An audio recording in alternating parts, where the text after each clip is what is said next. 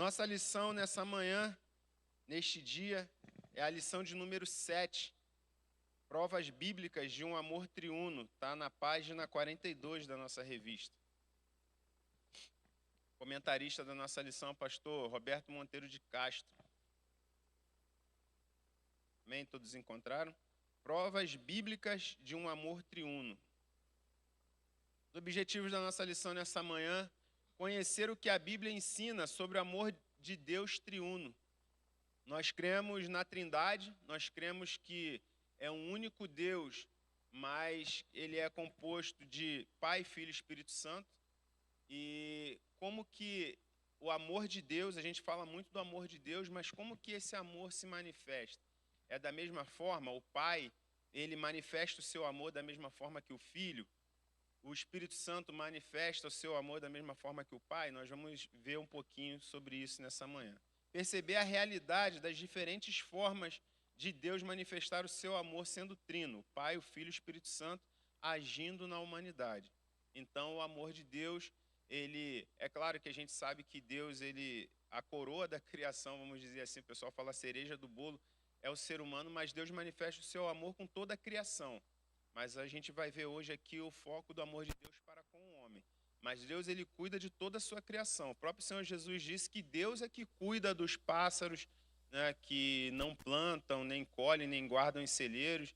Deus cuida dos lírios do campo. Ele que cuida da sua criação, ele que alimenta, ele que edifica, ele que conduz a sua criação pelo seu amor. Porque ele criou, ele sabe o amor que ele tem por aquilo que ele criou. Assim como nós, né? Quando nós criamos os nossos filhos, nós trazemos ao mundo os nossos filhos, ou quando nós construímos alguma coisa, você cuida com carinho porque você sabe o trabalho que aquilo deu, você sabe o trabalho que é criar um filho, você sabe o trabalho que dá construir uma casa ou adquirir um bem. Então você cuida com muito carinho. O amor triuno é uma expressão viva do plano salvífico para a humanidade. O amor de Deus, ele nos conduz para a salvação. Deus, por que ele manifesta seu amor? Porque ele quer que nós estejamos com ele por toda a eternidade, né? Devemos buscar em Deus a capacidade de replicar esse amor aos outros. Então, não só receber o amor de Deus, mas manifestar também. Por que ele derrama o seu amor em nosso coração? É só para a gente ficar cheio do amor dele, ser um filho mimado? Ai, Deus me ama, eu sei disso, não sei o quê, e só ficar nisso? Não, ele espera que aquele que foi alcançado pelo seu amor alcance os outros também através do mesmo amor, compartilhe do amor de Deus. Não só dizer, Jesus te ama, como antigamente a gente ouvia muito isso, né? Quando as pessoas evangelizavam nas ruas ou falava de Jesus para alguém, falava assim, Jesus te ama e eu também te amo. Amém? Que isso seja uma verdade. Não só o Jesus te ama, Deus te ama. E a pessoa, beleza, não, mas a minha responsabilidade também é amar o próximo como a mim mesmo. Os nossos textos bíblicos inspirativos estão aí na revista, mas você também pode ler na Bíblia. E aí nós vamos pedir para uma irmã e um irmão alternadamente estarem lendo João 16, 13 ao 15, Efésios 2, do 4 ao 6 e 1 João 3, do 1 ao 3. João 16, 13, uma irmã, por gentileza.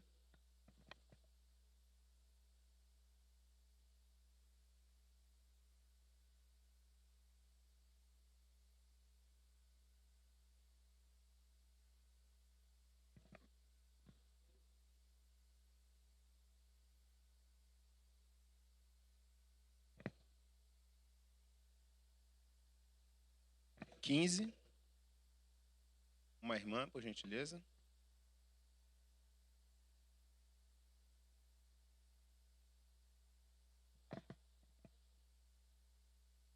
Efésios 2, 4, um irmão.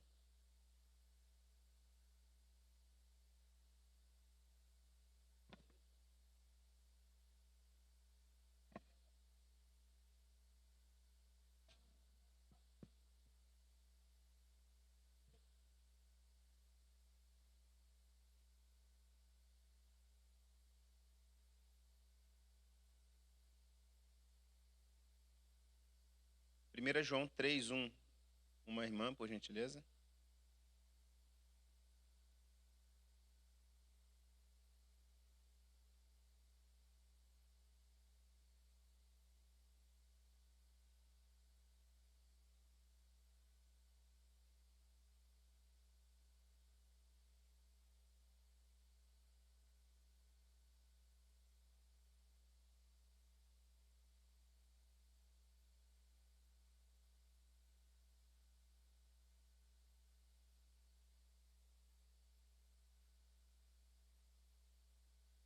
Amém. Especialmente nesse texto aqui que nós lemos de 1 João 3, do 1 ao 3, nesses 3 versículos, irmãos, tem uma infinidade, tem uma quantidade de coisas aqui que, se a gente for parar para se debruçar sobre isso, estudar e destrinchar, a gente fica aqui um dia todo e não termina. É muita coisa que tem aqui. Aqui a gente tem promessa, aqui a gente fala do plano da salvação, aqui fala da glorificação, de como seremos quando Jesus vier, fala da volta de Jesus, fala de tanta coisa aqui, e fala principalmente do amor de Deus, da possibilidade de Deus, de que nós fôssemos chamados filhos dele, filhos de Deus. E isso pode passar batido, às vezes, no dia a dia, porque se banalizou muito. Como dizem aí fora, né? Todo mundo é filho de Deus, não sei o quê. E vocês que frequentam a EBD já sabem muito bem que isso não é uma verdade, que nem todo mundo é filho de Deus, mas todos são criaturas e nos tornamos filhos de Deus quando recebemos a Cristo em nossa vida e em nosso coração. Mas esse privilégio de ser chamado filho de Deus é algo grandioso demais, custou muito caro. E por esse costume de falar que todo mundo é filho de Deus, isso é banalizado. Mas a gente, como crente que conhece a palavra de Deus, a gente tem que valorizar muito, muito, muito essa verdade descrita aqui na palavra. Amém? Vamos à frente. Nosso texto áureo, Romanos 8:11. Ao tempo 3, todo mundo. 1, 2 e 3. E se o espírito daquele, Jesus, aquele que ressuscitou a Cristo dentre os mortos, também dará vida a seus corpos mortais, por meio do seu Espírito que habita em vocês. Romanos 8:11. Amém? Vamos orar mais uma vez, em nome de Jesus. Pai, nós queremos te pedir, por meio do teu Santo Espírito, Senhor Deus, que o Senhor venha falar aos nossos corações, ao nosso espírito, e que as verdades aqui ministradas, Senhor Deus, elas fiquem gravadas em nosso coração e em nossa mente, Senhor Deus. Que possamos viver por elas, Senhor Deus, por essa verdade, por tudo que vai ser falado aqui nessa manhã. Ó Pai, e se alguma dúvida, algum resquício de dúvida, Senhor Deus, acerca do teu amor para conosco, ainda existia, Senhor Deus, nessa manhã no coração de algum irmão aqui nessa manhã, Senhor Deus, ó Pai, que pelo poder do nome de Jesus seja retirado. Ó Senhor Deus, e que o Senhor venha mais uma vez derramar do teu amor em nossos corações, que o Senhor venha ministrar poderosamente nessa manhã. Me coloco aqui, Senhor Deus, como instrumento seu, Senhor Deus, humildemente, para que o Senhor venha me usar como canal de bênção do Senhor para a vida dos meus irmãos, em nome de Jesus. Amém. Irmãos, nessa manhã, essa lição, ela vai falar bastante sobre a Trindade, mas ela não se propõe a falar sistematicamente sobre a Trindade. A gente não vai falar necessariamente da doutrina da Trindade, ou seja, da essência da Trindade, a natureza, a ação. Não é sobre isso, né? A gente já falou aqui, eu coloquei aqui 2 lições que quem tem essas revistas, a Red 258, a lição 8 fala sobre isso, e na 259, na lição 4, também vai falar sobre a Trindade. Quem estiver em casa, quiser dar uma consultada, ficar alguma dúvida sobre a Trindade, pode dar uma consultada. No YouTube também tem as aulas gravadas, a 258, a lição 8 da 258 foi o Guilherme que ministrou, e a 259, lição 4, fui eu que ministrei, então está lá gravado no YouTube, no canal da nossa igreja. Nós vamos orar pela campanha Lucas 10:2, tá? Orar por obreiros na seara. Vou pedir para o Tiago fazer essa oração em nome de Jesus. Senhor, na Tua presença nós ainda permanecemos. Pai, nos lembramos mais uma vez que a seara é grande e ainda são poucos os trabalhadores. Nós rogamos a Ti, Senhor, que levante pessoas, que fortaleça os que já estão trabalhando, que mais pessoas estejam dispostas, Pai, a dedicar as suas vidas, o seu tempo e se dedicar, Senhor, ao trabalho da Tua obra, tanto na pregação do Evangelho, como no cuidado de pessoas, tanto no acompanhamento de outros também que estão iniciando. Usa os teus filhos, Pai, nos capacita também para continuarmos fazendo aquilo que é o teu querer e a tua vontade. Em nome e para a glória de Jesus que eu oro neste momento, Deus. Então, continuando aqui, quem tiver dúvida pode dar uma repassada nessas lições aí, tá bom? Nessa manhã nós vamos falar sobre o amor de Deus, né, o amor desse Deus trino, separadamente em relação ao ser humano. Esse é o foco da nossa lição de hoje, as provas incontestáveis do amor triuno de Deus. No Antigo Testamento, irmãos, antes da revelação plena de Deus, que é Jesus, amém? Cristo é a revelação perfeita, ele é a imagem do Deus invisível, né? Ele mesmo, a Bíblia mesmo fala isso, Cristo é a imagem do Deus invisível, então ele é a encarnação do Deus que nós cremos, e é o mesmo Deus do Antigo Testamento, é o Senhor Deus Todo-Poderoso, que se fez carne e habitou entre nós. Mas antes disso, no Antigo Testamento, Deus ele falava ao homem de várias formas. Hebreus 1 fala que no passado ele falou de várias formas por meio dos profetas, mas neste tempo ele fala por meio do Filho. Então a revelação para o nosso tempo é o Filho, é Cristo que trouxe, ele explicou, ele compilou toda a lei, os profetas, e ele é a manifestação disso. Aí nós entendemos que no passado tudo era uma tipificação, tudo apontava para Cristo, mas ele mesmo não tinha vindo. E quando ele vem, ele mostra que todas as profecias se cumprem nele. E aí, Cristo, antes de Cristo vir, como é que Deus falava aos homens? Ele falava de várias formas. Ele falava, ensinava através de alguma coisa que acontecia, mas principalmente pela vida dos profetas. A vida dos profetas muitas vezes manifestava o que Deus estava sentindo em relação à humanidade, em relação à nação de Israel. Por exemplo, quando Deus estava se sentindo traído pela nação de Israel, que foi atrás de outros deuses, Deus levanta o profeta Oséias, que se casa com uma prostituta. E aquela prostituta, ela tem filhos de prostituição, então ela tem filhos fora do casamento.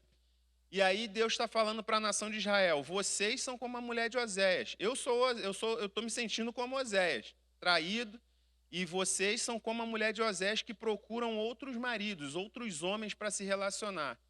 E vocês, nação de Israel, são os filhos da prostituta, porque vocês não sabem nem quem é o seu pai. Era isso que Deus estava falando. Era assim que Deus falava com a nação de Israel muitas vezes. E assim também com Jeremias, Ezequiel e muitos outros. Então, no passado, Deus falava através da vida dos profetas, através de situações, né? E em se falando do amor de Deus, podemos ver esse exemplo no sacrifício de Abraão. Quando Deus quis mostrar ao povo como que era o seu amor, ao povo a nós, né? Porque ficou registrado ali, o que está registrado também é para nosso ensino. Então, quando Deus quis manifestar no Antigo Testamento o seu amor, como que se daria essa questão de Cristo, que viria lá na frente, muitos anos depois de Abraão, mas como se daria aquilo, o sacrifício, ele usou a própria vida de Abraão. Quando nós olhamos ali, está descrito em Gênesis 22, do 1 ao 19, quando Deus pede para Abraão sacrificar Isaac, e aí os irmãos conhecem bem a história, ele vai e aí fala para os seus servos: eu vou lá com o menino, eu vou voltar. E aí o menino pergunta: pai, está aqui a lenha, está aqui o fogo, mas cadê a oferta? Cadê, né, o sacrifício ali que vai ser colocado no altar? E Abraão fala: Deus proverá. Aí ele chega lá, monta o altar do sacrifício, amarra o menino, e aí os especialistas, os estudiosos, aí eles falam que, ao contrário do que muitos se pensam, o menino não era tão novinho assim, porque ele tinha condições de carregar a lenha com o pai e tal.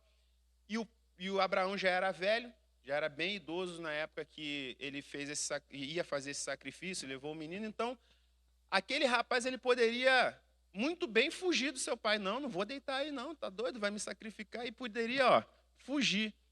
Mas ele, como um filho obediente, ele obedece à voz do seu pai. Então, naquele cenário ali, nós vemos um pai entregando o seu único filho, o filho obedecendo à voz do seu pai, e principalmente à voz de Deus, porque quem pediu foi Deus. Então ele se oferece em sacrifício, ele deita obedientemente naquele altar, ele permite que seu pai talvez o amarrasse, ele não questiona, ele crê em Deus, no Deus do seu pai, e o pai também crê que Deus, de alguma forma, não vai levar aquele seu filho, ou se ele viesse a sacrificar de fato, Deus ia ressuscitar o filho, enfim. O fato é que Deus nunca gostaria que alguém fosse sacrificado, nenhum ser humano, né? E aí ele fala assim, ó, o anjo vem e fala, não faça mal ao menino, e aquele menino é restituído a seu pai. Aquela imagem ali, aquilo prefigura Deus entregando Jesus em para sacrifício em nosso lugar. E a ressurreição, apesar do menino Isaac não ter de fato morrido lá naquele altar, mas o fato dele ter sido livrado da morte é como se fosse Jesus sendo ressuscitado. Então, naquela cena ali, nós podemos ver claramente o amor de Deus Pai entregando seu Filho em nosso favor, em sacrifício nosso, e o Espírito Santo ressuscitando da morte em nosso lugar. Assim que Deus fala conosco através da vida de Abraão sobre esse amor de Deus triuno para as nossas vidas. Amém, irmãos? Ficou claro aí? Dá para compreender o amor de Deus por nós só nesse pequeno recorte da história? Então, nessa lição, nós vamos estudar de forma separada as ações de cada pessoa da Trindade, o Pai, o Filho e o Espírito Santo, mas sempre tendo em mente que, na prática, isso nunca acontece de maneira isolada entre os membros da Trindade. A gente separa, irmãos, para ficar fácil o entendimento, mas de maneira nenhuma Jesus faz alguma coisa separada de Deus, ou Deus Pai faz algo separado do Deus Filho, que é Jesus, ou Deus Espírito Santo faz algo separado de qualquer outro membro da Trindade. Eles sempre estão agindo da mesma forma, juntos, sempre em concordância, sempre de uma só forma. Né? De uma só forma não, mas de um só entendimento, com um só propósito. Porém, cada um com a sua característica particular, porque são 3 pessoas em um só Deus. A doutrina da Trindade ela é muito complicada para a nossa mente humana compreender, porque é um só Deus, mas manifesta em 3 pessoas que formam um. Realmente é muito complicado. Mas a gente entende, a gente acolhe isso pela fé. Mas eles nunca agem separados, eles sempre agem em concordância. O pai nunca age sem o filho nunca age de modo independente do pai, e ambos nunca agem sem a presença da pessoa do Espírito Santo. Foi assim na criação, foi assim na formação do homem, foi assim quando decidiram descer e confundir as línguas lá na Torre de Babel. Ele fala assim, ó, desçamos e confundamos as línguas dos homens. Foi assim que Deus falou, foi assim que a Trindade falou, sempre no plural, desçamos. Façamos o homem à nossa imagem, nossa semelhança, ou seja, a Trindade ali conversando e fazer o homem à imagem e semelhança deles. Então, os tópicos que veremos a seguir foram assim colocados apenas de modo didático para facilitar o entendimento. Então, primeiro tópico da lição, provas incontestáveis do amor do Pai. Algumas verdades, irmãos, que não podemos jamais ficar em dúvida, elas não podem ficar em dúvida na nossa mente. Sempre temos que ter isso de forma bem clara na nossa mente. Primeira delas, Deus é um Pai amoroso. Nunca deixe o diabo colocar dúvida em relação ao amor do Pai com relação a você. Deus é um Pai amoroso. Deus é um Pai amoroso quando você está bem de saúde, mas quando você também está doente. Ele não deixa de ser um Pai amoroso. Deus é um Pai amoroso quando você está com dinheiro, mas também quando você está passando por período de escassez financeira. Ele continua sendo um Pai amoroso. Nunca deixe o diabo colocar dúvida quanto ao amor do Pai em relação a você. Você não é um filho bastardo, você não é um filho esquecido, você não é o pior da casa, da família, você não é o coitadinho, não. Você é um filho igualzinho a todos os outros filhos e alvo do amor do Pai na sua vida. Só que ele trata cada um de nós de maneira individualizada, de acordo com aquela necessidade que ele vê, que ele identifica. Amém? Então, por isso que algumas orações nossas não são atendidas, porque se Deus der aquilo, vai ser ruim para a gente. Ele trata de acordo com o que ele identifica da nossa necessidade, porque nem nós sabemos daquilo que de fato nós precisamos. Às vezes nós queremos alguma coisa, mas não necessariamente precisamos. É por isso que o Espírito Santo intercede por nós com gemidos inexprimíveis, porque nós não sabemos orar como se deve.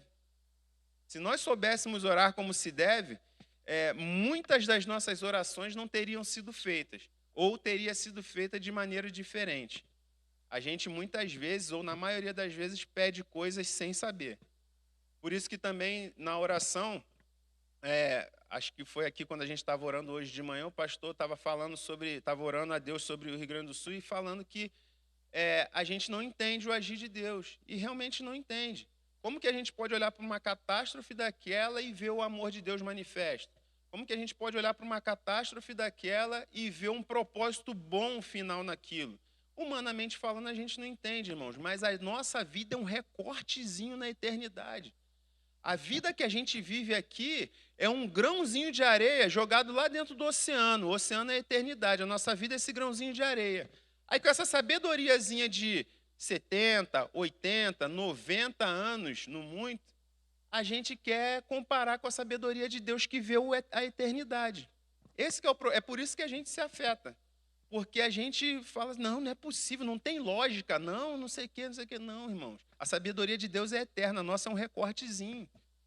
É a mesma coisa quando você fala não para o seu filho, ou dá alguma ordem para o seu filho pequenininho, ele fica chateado, bate o pezinho, fica de biquinho, porque ele não entende o todo. Você já tem 40, 50, 60 anos, o seu filho é pequeno, tem 5, 6, 10, 15, e ele não entende, mas a sua experiência de vida faz com que você fale para ele que aquilo não vai dar certo no final, que aquilo não vai ser bom, e por isso você não deixa. Ou quando você manda ele estudar ou fazer alguma coisa, e ele não quer fazer, não sei o quê, porque você sabe que na hora vai ser ruim para ele, que ele está fazendo, está brincando, está alguma coisa ali, mas você fala, não, tem que parar para estudar. E aí ele não entende que aquilo vai ser bom no futuro. É igual a nós com relação às tragédias. Amém? Mas o amor de Deus, ele é eterno.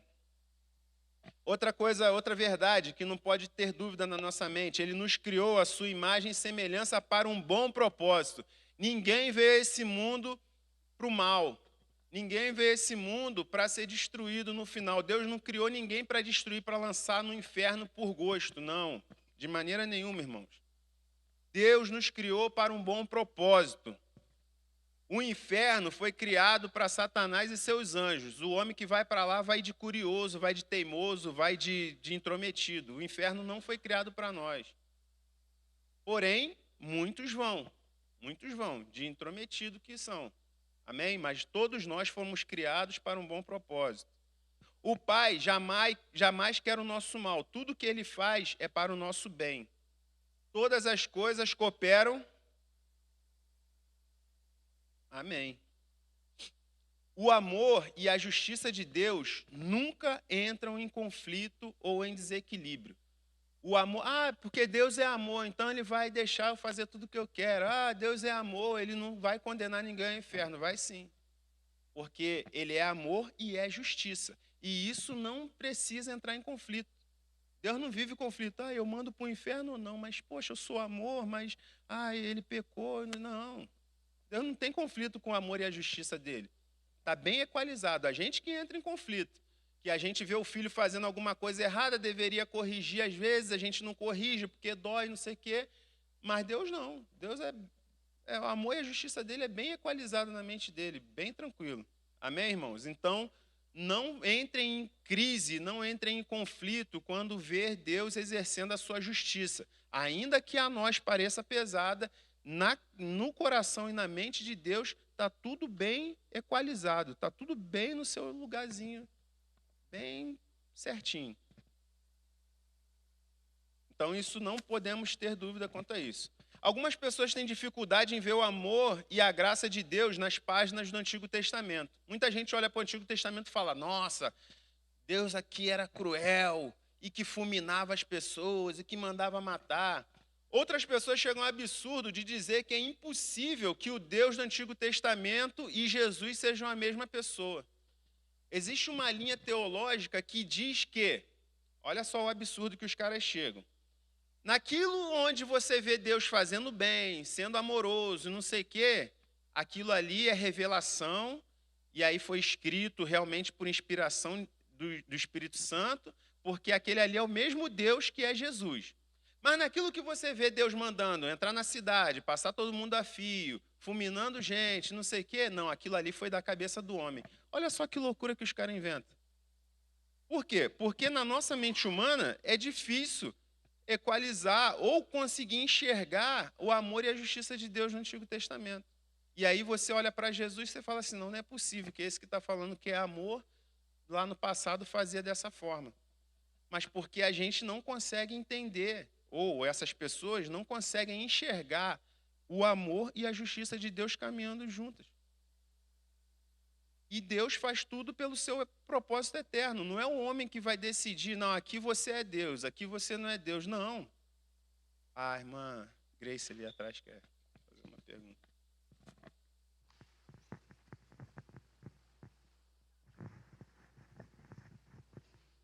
Eu leio o Antigo Testamento, às vezes, e eu fico impressionada com a paciência que Deus teve com aquele povo de Israel. Gente, eles pecavam demais contra Deus. Daí eu penso, meu, que paciência, que amor, sabe? Para não destruir aquele povo todo, porque, gente, era muito, muito pecado, muito erro, muita idolatria. Qualquer momento que Deus, para eles, demorasse um pouquinho para responder, eu não sei, eles já iam para outros deuses, igual o bezerro de ouro que fizeram, sabe? Meu Senhor, eu não consigo ver Deus. Nesse momento, eu consigo enxergar o amor infinito de Deus, a paciência infinita, sabe? Para Ele sempre estar perdoando, querendo trazer de volta para a presença dEle. Então, eu não consigo ver dessa forma, sabe? Eu vejo um Deus longânimo demais, assim, sabe? Paciente demais. Amém, irmã. E estamos falando, a irmã falou do povo de Israel, do povo de Deus. O povo que já tinha um certo conhecimento de Deus, um povo que tinha os exemplos dos seus antepassados, Abraão, Isaac, Jacó, e que eram bons exemplos para o povo e que tentavam buscar uma retidão, mas que realmente vacilavam em diversos momentos. Agora, e as nações vizinhas, irmãos? E os povos vizinhos? Que mutilava os outros, que fazia, era barbaridade, era barbárie, irmãos. Quando Deus fala, entra em tal lugar e não deixa um, porque aquele povo vivia barbárie. A gente costuma falar adoração a Moloque. A adoração a Moloque, entregava os filhos, aí chegava lá, matava o filho, jogava no forno, que a imagem de Moloque tinha um forno na barriga. Mas é muito mais do que isso, irmãos. Era pedofilia. Era pegar criança e fazer barbaridade com criança. É esse o povo que Deus mandava passar fio da espada. Era isso, sabe? E não é para os nossos dias, mas eu estou falando que a justiça de Deus naquele tempo, para que nós possamos entender o amor e a justiça dele no Antigo Testamento. Pois não, pastor? Bom dia, professor, irmãos, alunos. Eu creio que algumas coisas a gente tem que estar sempre lembrando. O problema do ser humano, eu não tenho dificuldade de enxergar um Deus amoroso no Antigo Testamento, né? A dificuldade está nas pessoas por conta das mudanças de paradigmas, de modelo, né? Porque, na verdade, Deus é um pai, e como pai ele tem autoridade para corrigir. E a maior prova de amor, eu sempre digo que é a disciplina. E a disciplina, ela dói, e Deus corrige de muitas maneiras. O seu povo, né? E aí o escritor vai dizer que se ele corrige os de dentro, os de fora, então pode esperar um juízo mais severo. E lá no Antigo Testamento, ele sempre teve paciência também com os outros povos. Haja visto que o Abraão pisou na terra que seria dele, e Deus, só não vou te dar agora, porque eu tenho que dar mais 400 anos para esse povo aí. Se não fosse esses 400 anos que eu tenho que esperar um pouco mais, ter mais paciência com esses cananeus, né, a terra já é tua. Mas só daqui 430 anos, tá? Porque agora ainda tem que encher o cálice da minha ira, eu estou tendo um pouquinho mais de paciência com esse povo aqui.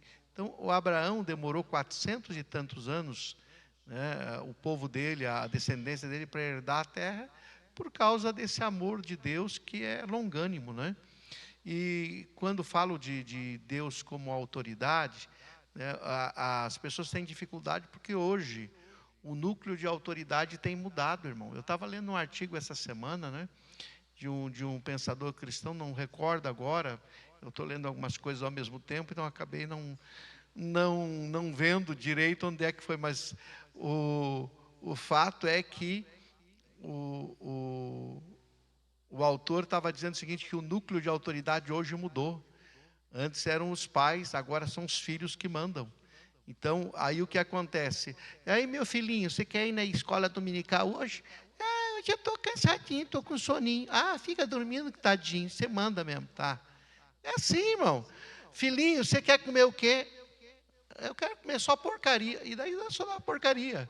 Está entendendo, irmão? Núcleo de autoridade não é mais o pai, é os filhos que mandam. É eles que escolhem o que vestir, é eles que escolhem o que comer, é eles que escolhem se querem vir para a igreja ou não, é eles que escolhem. Então o núcleo mudou, daí os pais frouxo dessa geração, e estou falando de pais crentes mesmo, que estão aí, são frouxos, né? O que acontece? Não consegue ver um Deus que tem autoridade para disciplinar. Aí quando Deus disciplina, Deus é ruim. Não, Deus disciplina porque Ele é bom. A gente tem dificuldade de ver o lado bom da disciplina, né? A gente tem dificuldade. Uma boa hermenêutica bíblica, irmãos, ela interpreta o Antigo Testamento à luz do Novo Testamento. Por quê? Porque no Novo retrata Jesus, que eu falei que é a revelação plena. Então, a gente tem que olhar para o Antigo Testamento e ver Jesus no Antigo Testamento. Vejamos alguns textos que comprovam o grande amor de Deus Pai. Por exemplo, aquele texto que fala assim, ó, eu visitarei a iniquidade dos pais nos filhos até a 4ª geração, mas terei misericórdia daqueles que me buscam até a 1000ª geração.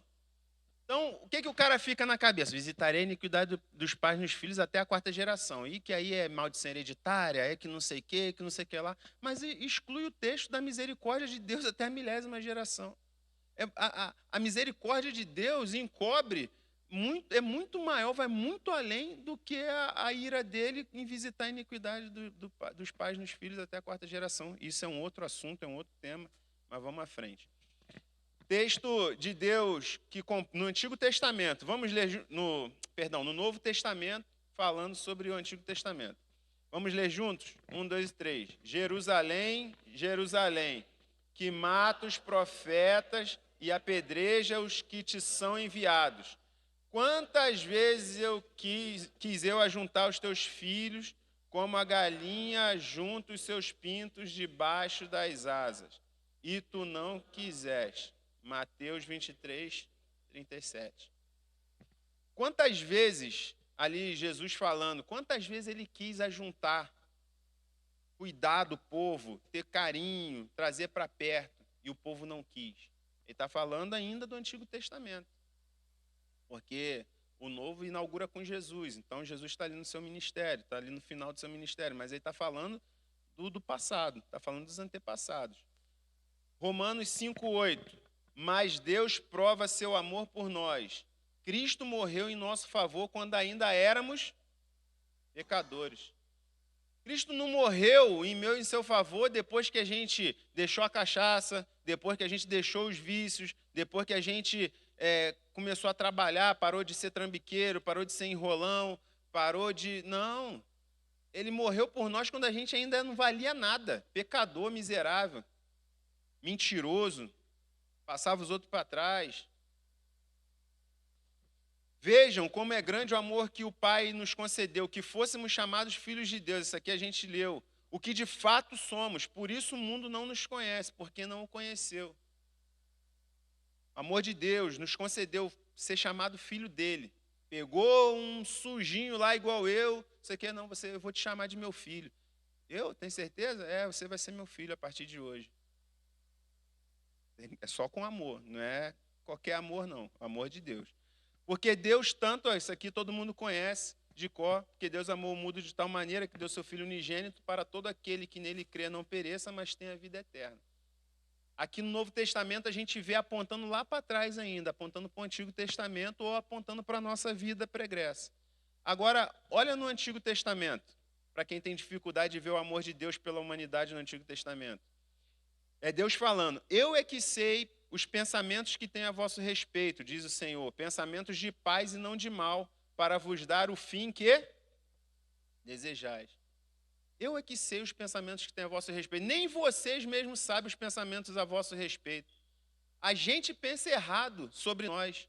A gente muitas vezes se superestima, né? Ah, eu sou melhor do que eu realmente sou. O cara se acha o tal e ele não é nem tudo aquilo. Ou a gente tem uma baixa autoestima. Nossa, eu sou muito ruim, não sei o que. Não, cara. Às vezes você tem uma habilidade, você tem capacidade, sim. Acima de tudo, você tem valor porque Jesus morreu por você e você que está se vitimizando à toa. Ai, porque a sociedade isso, ai, porque não sei. Não, cara, às vezes você tem capacidade, você pode ir além, você pode ser melhor profissional do que você pode ser um cristão melhor do que você tem sido. É que você está se subestimando. Deus te dá capacidade, te dá talento. Mas Ele é que sabe o pensamento que tem a nosso respeito. Pensamento de paz e não de mal. Deus não está eternamente irado conosco, brigando conosco. Nós que somos filhos de Deus, nós que recebemos Jesus. Ele não está, a ira dele sobre nós já passou. Foi cravada lá na cruz. A gente tem acesso ao Pai por meio de Jesus Cristo. Não precisa ficar com medo. Ai, será que eu vou falar com Deus sobre isso? Ele vai ficar irado? Não. Tem o sangue de Cristo sobre a sua vida. Mas eu, Senhor, no tempo oportuno, elevo a ti minha oração. Responde-me por teu grande amor, ó Deus, com a tua salvação infalível. Isso aqui é o salmista orando para Deus, confiando no amor de Deus. Olha o que ele fala. Eu, Senhor, no tempo oportuno, elevo a ti a minha oração. Responde-me por teu grande amor. Alguém que está orando a Deus e pedindo que Deus responda é porque pode confiar no amor de Deus, pode confiar que Ele vai responder no tempo oportuno, é claro. Porquanto com amor eterno te amei, por isso com benignidade te atraí. Jeremias 31:3. Amor eterno, irmãos. A gente não tem noção do que é eternidade, apesar da palavra de Deus dizer que Ele colocou a eternidade em nosso coração, mas a gente não tem noção plena do que é eternidade, e muito menos do que é um amor eterno.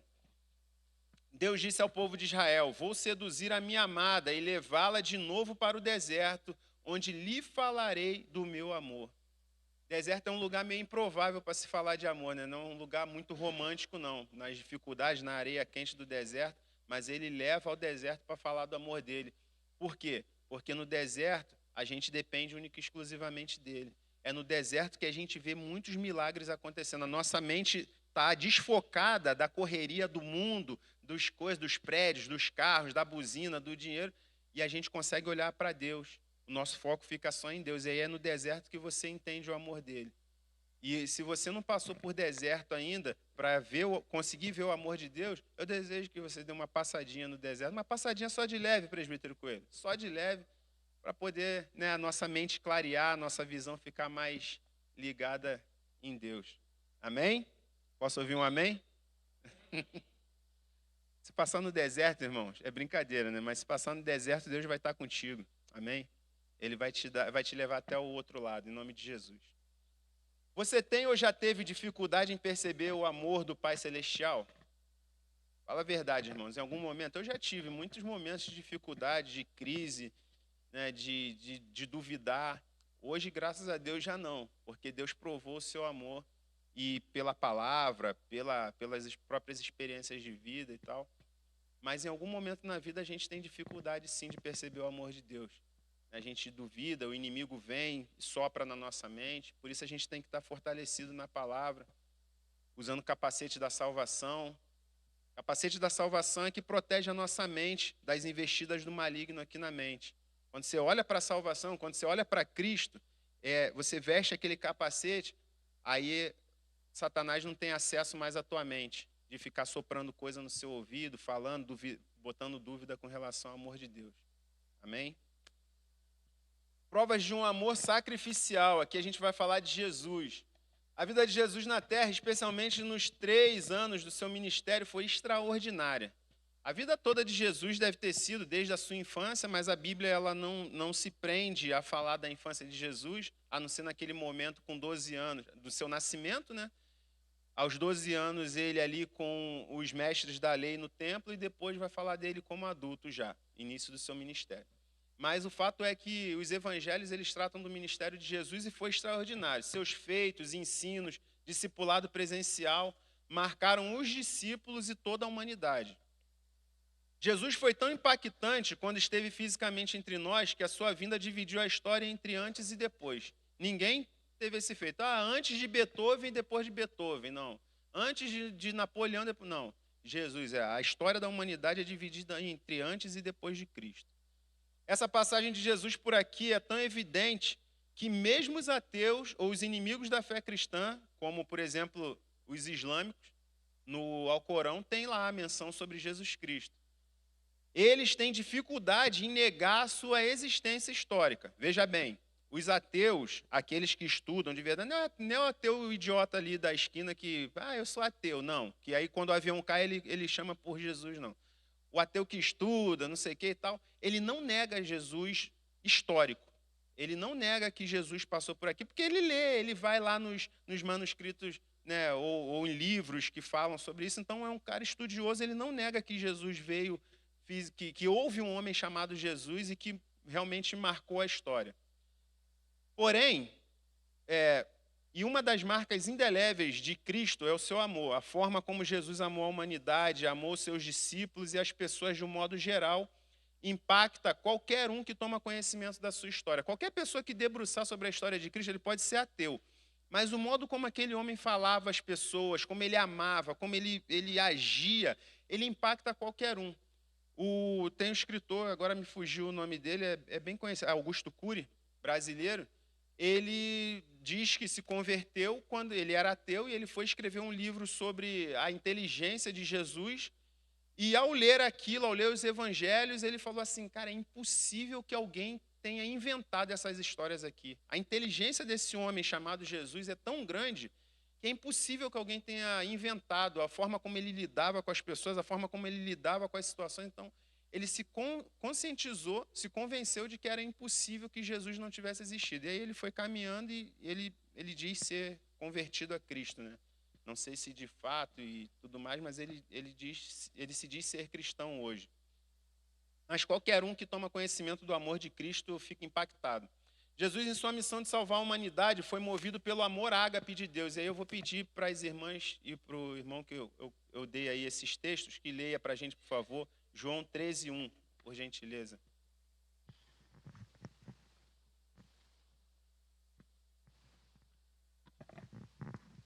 João 13:1. Ora, antes da festa da Páscoa, sabendo Jesus que era chegada a sua hora de passar desse mundo para o Pai, tendo amado os seus que estavam no mundo, amou-os até o fim. Amou-os até o fim.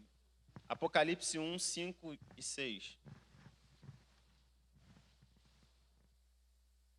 E da parte de Jesus Cristo, a fiel testemunha, o primogênito dos mortos e o soberano dos reis da terra, aquele que nos ama e pelo seu sangue nos libertou dos nossos pecados e nos constituiu reino, sacerdotes para o seu Deus e Pai, a ele a glória e o domínio para todos sempre. Amém. Amém. Aquele que nos amou e sacrificou por nós. Está falando de Jesus. Mateus 9:36.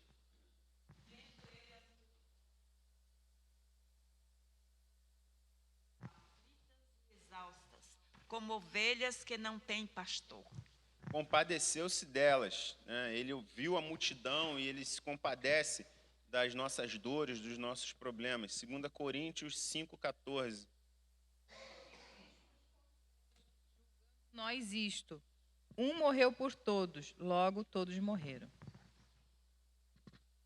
Pois o amor de Cristo nos constrange. O amor dele é tão grande que nos constrange. Porque quando você recebe alguma coisa que você não merece, e algo muito grande, você fica constrangido. Principalmente quando, de repente, alguém que você não tinha um relacionamento muito bom, ou alguém que você... Imagina a situação, você ofendeu alguém, brigou com alguém, no dia seguinte alguém vem e traz um presentaço para você, algo que você gosta muito, algo que você gostaria muito de receber, a pessoa traz um presentaço para você, imagina isso. Por isso que o amor de Cristo nos constrange, que nós éramos seus inimigos, por causa do pecado.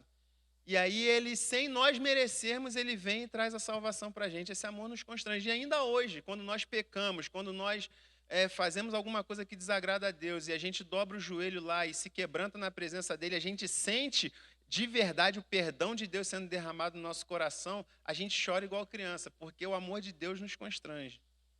O problema, irmãos, é que para os ateus ou aqueles que negam a divindade de Cristo, a história do mestre Galileu acaba por ali. Eles estudam, igual eu falei, dos ateus, estudam, não negam a existência histórica de Cristo, vê que realmente houve um mestre Galileu que tinha uns ensinos éticos muito bons, não sei o quê, mas fica nisso. Para eles, Jesus não é Deus, Jesus não é Salvador, Jesus morreu e não ressuscitou. Aí por isso que eles não podem ser salvos, amém? Então, eles ficam impactados, não negam a existência de Cristo, mas essa parte que é referente à salvação, que é tão importante como a outra parte, reconhecer que Jesus Cristo veio em carne e andou por aqui é importante, mas o plano de salvação ele é um todo. É reconhecer que Jesus é Deus, que ele morreu pelos nossos pecados, que ele está vivo, que ele ressuscitou e que ele vai voltar para nos buscar. Se a sua fé está baseada nisso, amém, você é salvo. Se a sua fé, em alguma dessas coisas, ela é vacilante ou você não tem algum desses aspectos, não crê em algum desses aspectos, tem que pedir a Deus para esclarecer a sua mente, para que realmente você possa ter a certeza da salvação. Mas sabemos que Jesus foi muito mais que um simples rabino que atraía as multidões pelos seus ensinos ou empatia. Ele é o Filho de Deus, ele é o próprio Deus encarnado, o Salvador da humanidade, está vivo e vai voltar para nos buscar. Amém? Essa é a nossa fé. Já que não há dúvida alguma acerca do amor de Jesus Cristo por você, então de que forma esse amor tem sido aperfeiçoado em sua vida? Aí, como hoje está meio frio, eu sei que o pessoal fica um pouco mais tímido em responder, eu vou perguntar para o Vitor aqui aleatoriamente.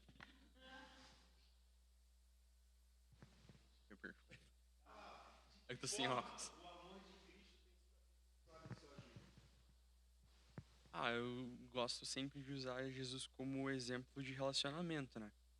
Então, ao contemplar Jesus, todas as áreas da minha vida automaticamente também são afetadas. Nos meus relacionamentos interpessoais, no trabalho. Quando eu olho Jesus como modelo de vida, até o meu relacionamento com Deus, ele é afetado. Então, na verdade, eu vejo que esse exemplo de sacrifício, esse exemplo de amigo, esse exemplo de pessoa próxima, que me ouve, que está comigo sempre, é no relacionamento que eu entendo o amor de Jesus, é no relacionamento que eu vejo e que eu vivo isso. É assim que eu sou afetado, nos meus relacionamentos interpessoais, tanto com Deus quanto com as pessoas, e assim eu sou atingido por esse amor que me leva a ir mais longe sempre. Amém, amém. Aqui o Vitor é um que já tem um tempo de caminhada, a gente já pode dizer que é um crente já meio velho, e eu vou perguntar para uma cristã com pouco tempo, que se batizou aí pouquinho tempo, irmã Sônia, de que forma o amor de Cristo tem sido aperfeiçoado na sua vida? Como você tem percebido o amor de Cristo na sua vida? De várias maneiras mesmo. E em tudo, né? Em tudo que a gente precisar, consigo, exatamente. Até antes, as dificuldades que eu tinha, assim, em encarar a situação, vinha um problema, a maneira de eu encarar, hoje é diferente. Hoje eu coloco ele assim e esqueço. E as coisas acontecem, se realiza, se concretiza, é bem diferente. Amém, obrigado. É isso aí, é a multiforme graça de Deus. E aqui, falando ainda do Espírito Santo, Jesus em seu ministério terreno fez muitas coisas em apenas 3 anos. Ele ensinou, pregou, curou, libertou cativos e oprimidos do diabo, alimentou multidões, ressuscitou mortos e muitas outras coisas que o Evangelho de João vai dizer que se fossem escritas, se fossem registradas, ia precisar de muitos e muitos livros para poder colocar, porque não ia faltar livro no mundo para poder escrever. Mas a Bíblia diz que para assumir a forma humana, para o Deus poder se encarnar, ele teve que se esvaziar da sua divindade. Filipenses 2, 6 a 8 vai falar isso. Ele se esvaziou e assumiu a forma humana. Com isso, Jesus aceitou ter certas limitações humanas, sim ou não? Ele teve fome, que como Deus ele não sente fome. Ele teve sede, sentiu dor, sono, enfim, algumas limitações ou as várias limitações do ser humano. E além disso, ele não podia estar em todos os lugares ao mesmo tempo. Então ele teve que abrir mão de uma característica de Deus,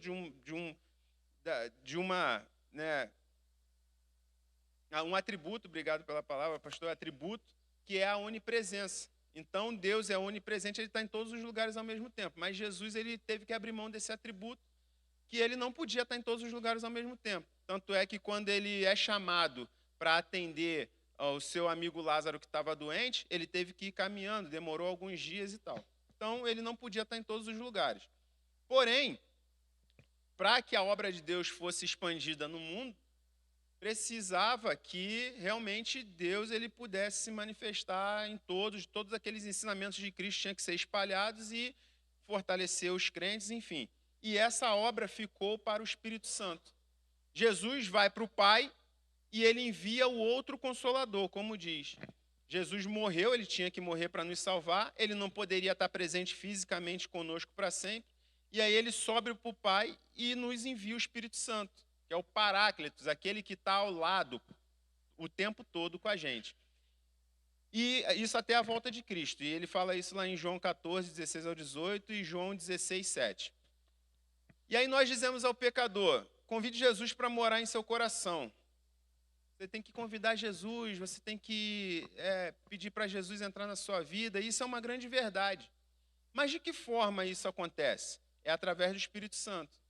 Jesus mora em nossa mente, em nosso coração, pela presença poderosa do Espírito Santo. Quando nós convidamos Jesus para morar no nosso coração, é o Espírito Santo que entra, porque o Espírito Santo é Deus. Ele com Cristo é um, ele com o Pai também é um. Então, é esse Jesus, esse Deus Pai, e é o Espírito Santo que vem morar em nosso coração.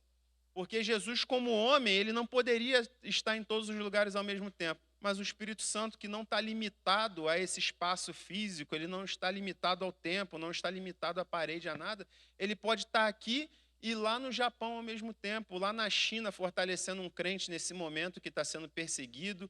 Enfim, ele está em todos os lugares. E o amor de Deus permanece na humanidade por meio do seu Espírito Santo. É o Espírito Santo, é o amor de Deus derramado em nossos corações, é o Espírito Santo. É o Espírito Santo que nos capacita a fazer boas obras, é o Espírito Santo que move a igreja. Algumas ações que revelam o amor do Pai e de Jesus no envio do Consolador. Primeiro, assim como o Pai enviou o Filho ao mundo, Jesus se entrega em sacrifício, é missão do Espírito Santo revelar e convencer o homem sobre a verdade do pecado, da justiça e do juízo. É o Espírito Santo que faz isso. Se não fosse a ação do Espírito Santo, nenhum de nós ia se converter, irmão. Porque a gente ia ficar duro no nosso pecado, a gente ia continuar na dureza do pecado e a gente nunca ia se converter. O Espírito Santo conduz em toda a verdade. Ele glorifica Jesus, ensina e faz lembrar as palavras de Jesus. É o Espírito Santo que está lá contigo quando você recebe uma oferta do pecado, uma oferta do diabo, e ele que lembra assim, ó, Deus não se agrada disso. Se você fizer isso, você vai me entristecer. Você não é mais desse mundo. É o Espírito Santo. É o Espírito Santo que te fortalece para você não voltar mais às velhas práticas. O Espírito Santo está sempre presente em nossa adoção como filhos e na ressurreição em Cristo. É o Espírito Santo que lembra, quando o diabo vem soprar no seu ouvido, Deus não te ama, e você fala assim, cala a boca, diabo, porque ele me ama assim. Eu sou filho dele. Eu não sou bastardo, eu não sou renegado, eu sou filho de Deus, do Deus eterno. E é ele vai me buscar um dia para morar com ele na eternidade. É o Espírito Santo falando lá dentro do seu coração e na sua mente sem você perceber.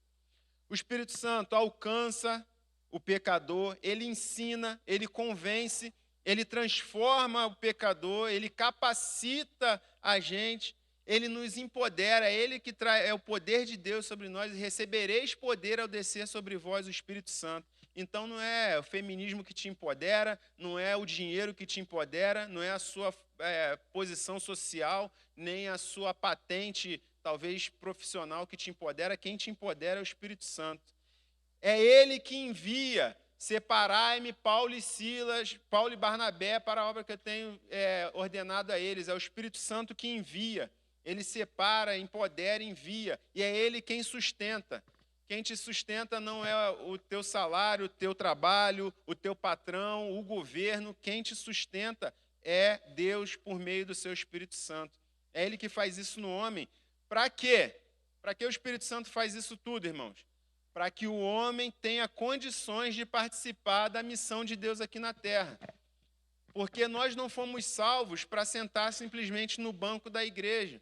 simplesmente para decorar a igreja. A igreja realmente fica muito mais bonita com a sua presença aqui, isso é verdade. A igreja vazia, ela é sem graça. Ela só tem graça quando nós estamos aqui e por meio da presença do Espírito Santo. A igreja fica muito mais bonita que você aqui. Dá uma olhada no entorno aí, ó, que bacana. Tudo colorido, cada um com uma cor de roupa, cada um com uma cor de cabelo, cada um com uma feição diferente, cada um com uma cor de pele diferente, mas não é só para isso, não é só para a gente vir aqui ficar na EBD e vir no culto. É para participar da missão de Deus aqui na terra.